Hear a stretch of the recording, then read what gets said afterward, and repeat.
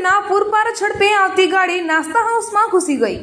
મહુવાથી ડાકોર તરફ આવતી હતી કારમાં 2 વ્યક્તિઓ હતા સવાર।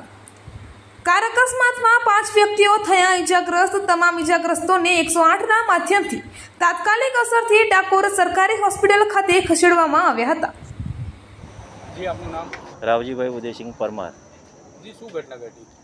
આ ગાડી મવધા બાજુથી ડાકોર બાજુ આવતી હતી અને વાડા સ્ટેન્ડ પર સંયત રોડનો ક્રોસ કરતા ત્યાંથી એને કંટ્રોલ ગુમાવ્યો એટલે ગાડી ત્રોસી થઈ ગઈ અને આખી ગાડી ત્રોસીને તો બહુ પૂરમાં આવતી હતી એટલે ત્રોસી થઈ ગઈ અને સીધો સામો ઉદયસિંહનો ગલ્લો હતો એ ગલ્લામાં ઠોકાઈને બધું ભાગી અને 5 માળને પણ નીચે કચરી કાઢ્યા।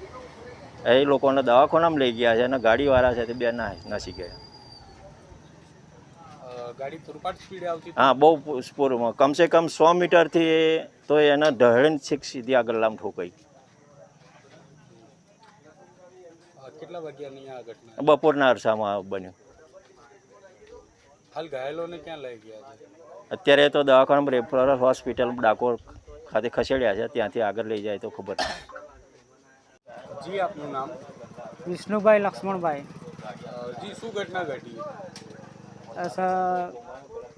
મવધા તરફથી ગાડી આવતી હતી, પૂરપાટ ઝડપે અંદર ઘૂસી ગઈ। કેટલા લોકોને વાગ્યા છે? 5 જણ જેવાને ઈજા થઈ છે। હાલ ઈજાગ્રસ્તોને ક્યાં લઈ જવામાં આવે છે? સરકારી રેફરલ હોસ્પિટલ ડાકોર।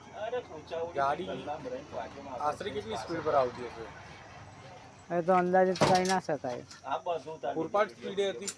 હા, પૂરપાટ સ્પીડે। ગાડી ચાલકો અંદર હયાત હતા, હાજર હતા? હા, એ છોડીને ભાગી ગયા સાહેબ। કેટલા લોકો હતા? 2 જણ જેવા હતા।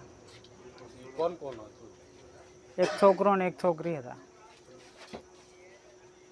આશરે ઉંમર વર્ષ કઈ ખબર પડે? ના, આશરે તો નહીં ખબર, પુખ્ત હોય। નટપુર ન્યૂઝ સખત અને સતત આપની સેવામાં।